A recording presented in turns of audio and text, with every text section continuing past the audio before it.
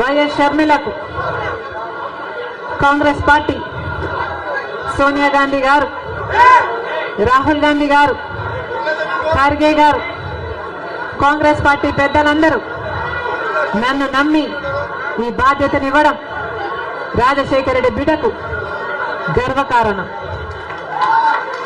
మరొక్కసారి చేతులు జోడించి ఇంత బాధ్యతను, ఇంత నమ్మకాన్ని నా మీద ఉంచినందుకు మరొక్కసారి కృతజ్ఞతలు చెప్పుకుంటుంది రాజశేఖర రెడ్డి బిడ్డ. ఆంధ్ర రాష్ట్రానికి చెందిన ఇంతమంది నాయకులు,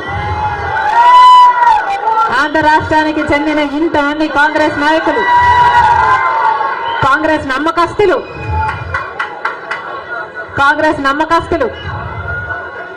కాంగ్రెస్ పార్టీ ఖాడర్ నా మీద ఎంతో నమ్మకం పెట్టుకున్నారు.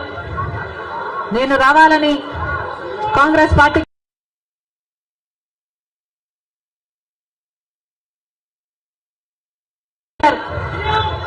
వాళ్ళందరికీ మరొకసారి రాజశేఖర రెడ్డి బిడ్డ శిరస్సు వంచి చేతులు జోడించి మనస్ఫూర్తిగా నమస్కరించుకుంటోంది.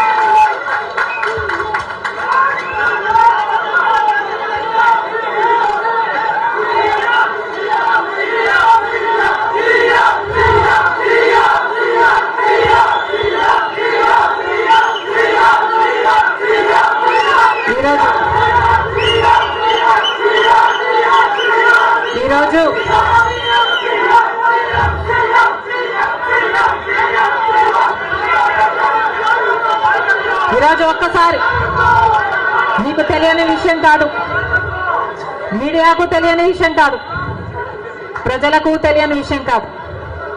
కానీ గత 5 సంవత్సరాలుగా ఆంధ్ర రాష్ట్రంలో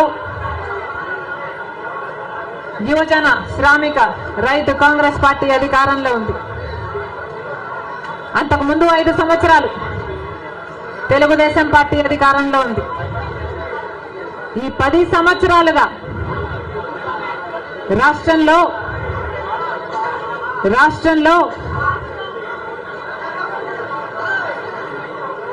అభివృద్ధి జరిగిందా అంటే ఏమిటి సమాధానం? మన రాష్ట్రం ఏర్పడే నాటికి మన రాష్ట్రానికి ఉన్న అప్పులు 1,00,000 కోట్లు. చంద్రబాబు గారు ముఖ్యమంత్రి అయిన 5 సంవత్సరాలకి ఆయన చేసిన అప్పులు 1,00,000 కోట్లు. ఆ తర్వాత వైసీపీ ముఖ్యమంత్రి జగన్ రెడ్డి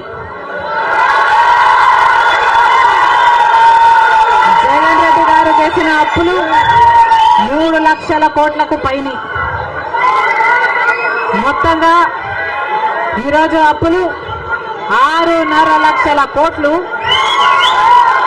రాష్ట్రానికి చెందిన అప్పులు, కార్పొరేషన్లకు చెందిన లోన్లు, చెల్లించాల్సినవన్నీ కలుపుకుంటే 10,00,000 కోట్ల అప్పుల భారం ఆంధ్ర రాష్ట్రం మీద ఉంది.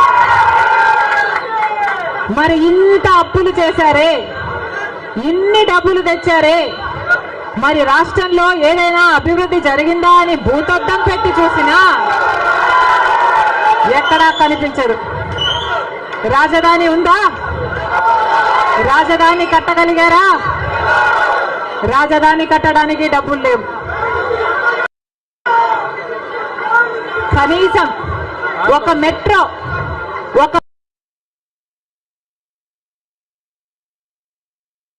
అయినా ఉందా? ఆంధ్ర రాష్ట్రంలో ఒక్క మెట్రో అయినా ఉందా? విజయవాడలో కనీసం ఒక్క మెట్రో అయినా ఉందా? ఎక్కడా లేదు, కనిపించదు. 10 సంవత్సరాలలో కనీసం 10 కొత్త పెద్ద పరిశ్రమలైనా వచ్చినాయా? రాలేదు. పరిశ్రమలు వస్తే మన బిడ్డలకు ఉద్యోగాలు వచ్చేవి. వచ్చినాయా మన బిడ్డలకు ఉద్యోగాలు? రాలేదు. కనీసము రోడ్లు వేసుకోవడానికి కూడా డబ్బులు లేవు ఆంధ్ర రాష్ట్రంలో. కనీసం ప్రభుత్వ ఉద్యోగస్తులకు జీతాలైనా సమయానికి ఇస్తున్నారా? దానికైనా